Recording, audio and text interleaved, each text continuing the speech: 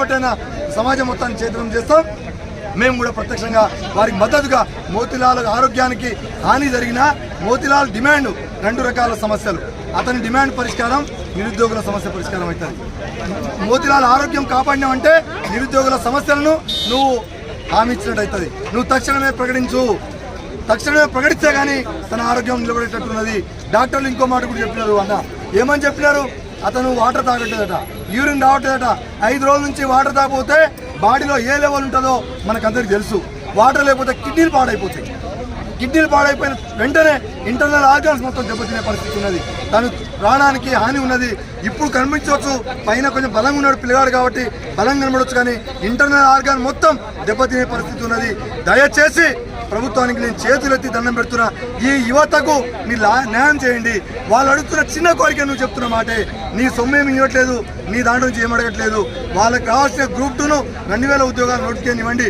వాళ్ళకు గ్రూప్ 3 3000 ఉద్యోగాలు ఇవ్వండి. మెగా డిఎస్సి 25000 ఉద్యోగాలు తీయండి. గ్రూప్ 1లో 1:100 ప్రకారం ప్రిలిమ్స్ నుంచి మెయిన్స్కి వచ్చేటట్టు చేయండి. మీరు జియో నెంబర్ 46 గురించి మీకు పూర్తిగా అవగాహన ఉంది, దాని మీద న్యాయం చేయండి. ఇది మాత్రమే అడుగుతున్నారు. రేవంత్ రెడ్డి గారు దయచేసి ఆలోచన చేయాల్సిందిగా విజ్ఞప్తి చేస్తా ఉన్నాం. నాయకులు కాంగ్రెస్ కీలక నేతలుగా ఉన్నారు, పదవులు ఎందుకు 6 రోజుల నుంచి కూడా ఆమరణ నిరాహారం చేస్తూ ఉన్నాం కూడా ప్రభుత్వం పట్టించుకోలేదు. ఒక నిరుద్యోగి, ఒక విద్యార్థి వీళ్ళ ప్రాణం పణంగా పెడతా ఉన్నాడు కదా, ఏం చెప్తారు? వాళ్లకు కావాల్సినటువంటి పద్ధతిలో ఏసీ హాళ్ళు, ఏసీ క్వార్టర్స్, ఏసీ రూములు, ఏసీ కార్లు వచ్చినాయి. 10 సంవత్సరాల నుంచి బిక్కుమని వీళ్ళందరినీ రెచ్చగొట్టుకుని తిరిగి అక్కడెక్కడ రోడ్ల మీద తిరిగిన వాళ్ళకందరికీ ఒకేసారి అందరం ఎక్కిచ్చిర్రు. పెద్ద పెద్ద సెక్రటరీలో కూర్చునేసరికి ఎవ్వడు కూడా కంటికి కనబడట్లేదు. వీళ్ళు ఎడన దావని ఎడన పోని మళ్ళీ ఓటేస్తారు, మళ్ళీ పిల్లలను రెచ్చగొడతాం, మళ్ళీ ఓటేస్తారనే ధోరణిలో ఉన్నారు. ప్రజలంతా ఆశమాసిగా లేరు, విద్యార్థులు ఆశమాసిగా లేరు. అయినా నేను అడుగుతున్నా, ఏ ప్రభుత్వాన్ని నాకు ప్రశ్న.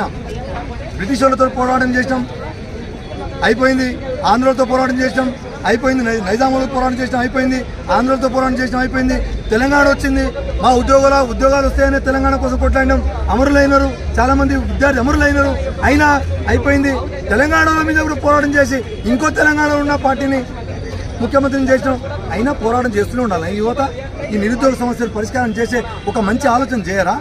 ఎందుకు ప్రతిసారి 5 సంవత్సరాలకు ఒకసారి నిరుద్యోగ సమస్యను ఎందుకు ముందుకు ఫ్రంట్ లైన్లో తీసుకొస్తా ఉన్నారు? ఎందుకు ఆలోచించట్లేదు? అంటే మీకు రాజభోగం, మీ పదవులు, మీ ఆకాంక్షలు తప్ప వీళ్లకు న్యాయం చేయాలనే ఒక ఆలోచన దృక్పథం లేదు. దీన్ని బట్టి అర్థమవుతున్నది.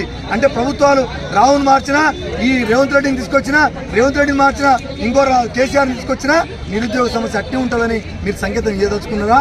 సమస్య పరిష్కారం చేయదలుచుకోలేదా? ఎటుపోతున్నాయి?